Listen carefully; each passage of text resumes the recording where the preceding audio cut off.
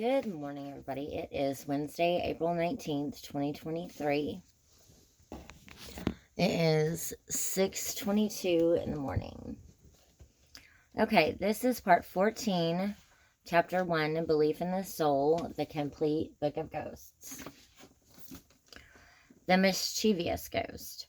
Similar to the curious ghost, but of somewhat more menacing vein, in which we call the mischievous or playful ghost. Oh, I already read that. This is part 15. Sorry. Okay. Angels and apparitions. The vengeful ghost has become a cliche of graphic horror fiction and films.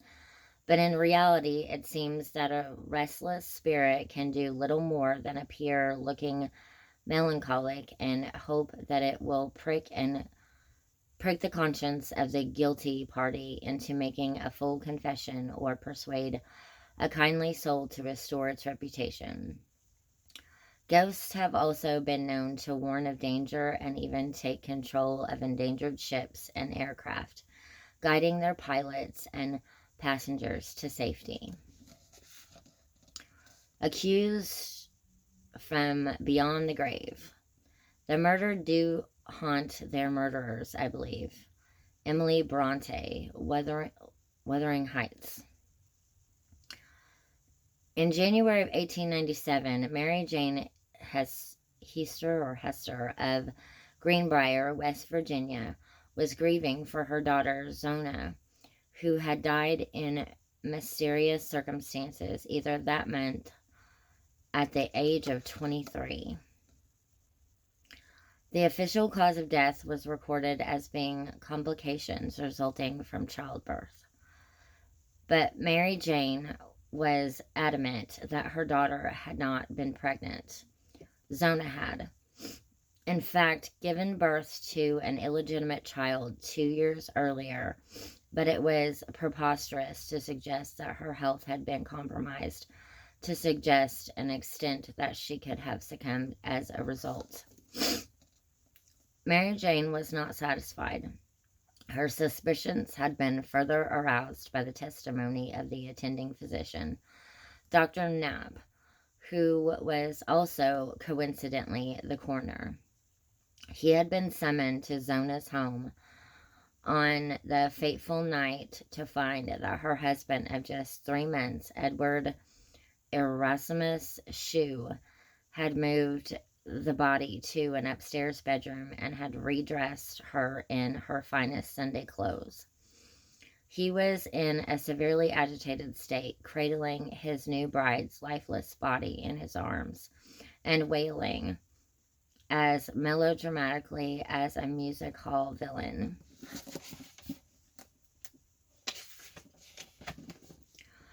He refused to allow the doctor to examine her closely, insisting that he be left in peace to grieve.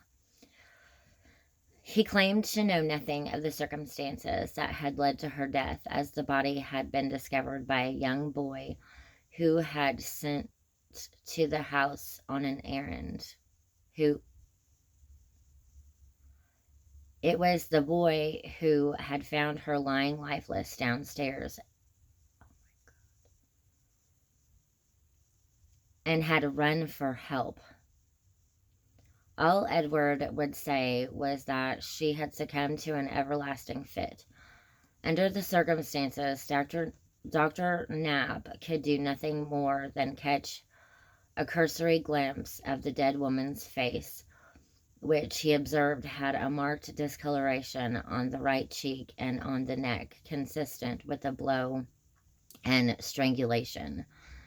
At the wake, Edward's erratic behavior aroused further suspicion. He refused to allow any of the mourners to approach the casket and had covered the marks on her neck with a scarf, which he claimed had been her favorite.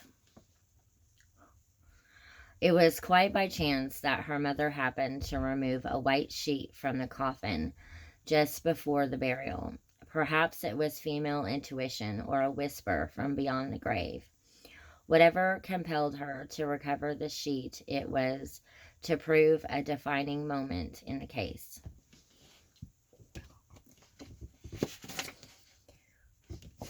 Okay, so that's all for part 15.